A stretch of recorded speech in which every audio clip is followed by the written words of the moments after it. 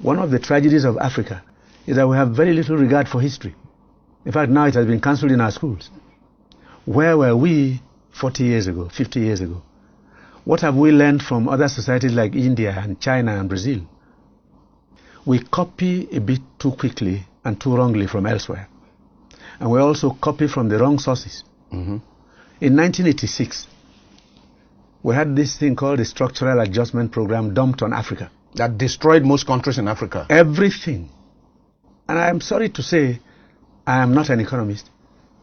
I was in Hong Kong visiting with a friend when we heard on television that the auctioning began in April. Auctioning of our national currency. Exactly. And it was 3 naira to $1. 1986. Yes. And economists in Nigeria said it was the only way out. Now, economics is honestly 90% common sense. Why are you auctioning your currency when what to do is to cut down on imports and boost and stimulate export. Local production? Why are you shipping in rice? That one began as far back as 1982, a task force on the importation of rice. I was a young man in the cabinet. I was 34 years old. And I asked the question, why not a task force for the production of rice? I was told, oh, you guys from the university, you don't know anything. In the interim, let's just import. The bill rose to $5 million a day and remained so for nearly 30 years. From the Taiwanese? Yes. Taiwan, from Thailand, Vietnam, and even India. You just ship your money out and ship in goods.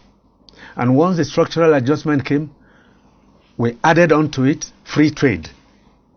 So we opened our windows, our doors, our roofs, and any foreign good was arriving. Dumped in. Plastics that wouldn't last an hour in the hand of a child as toys, honey, sugar, milk, toothpicks, handkerchiefs, pins on the table.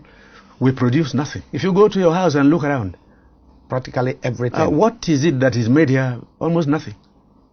And we said it was perfect. Why? Oil and gas money. You ship out oil, send the proceeds to sustain other economies and bring in their goods. Along with the goods, unemployment and poverty Started. Yeah. So then, we lost all our institutions, yes. Industries. Yes, exactly.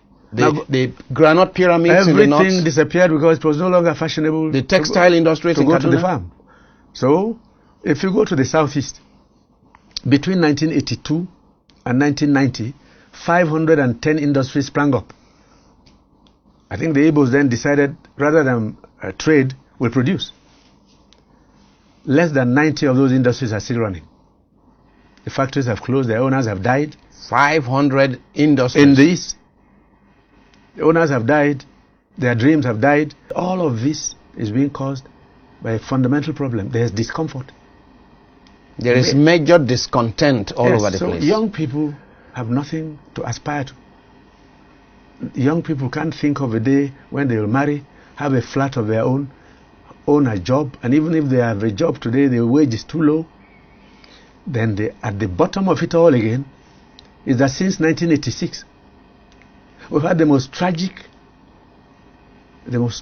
philosophy of economic management, where interest rates have stood on the average at between 25% and 35%. And no one can invest with that kind of thing. Now, how do you borrow at 35% unless you are into crime? Maybe cocaine. What do you produce with 35%? And buy your generator, and buy your diesel, and pay your tax, and pay your workers a living wage. And when you talk about it, these brilliant people said they read in Harvard and Yale and Oxford. Where in the world are interest rates this high now?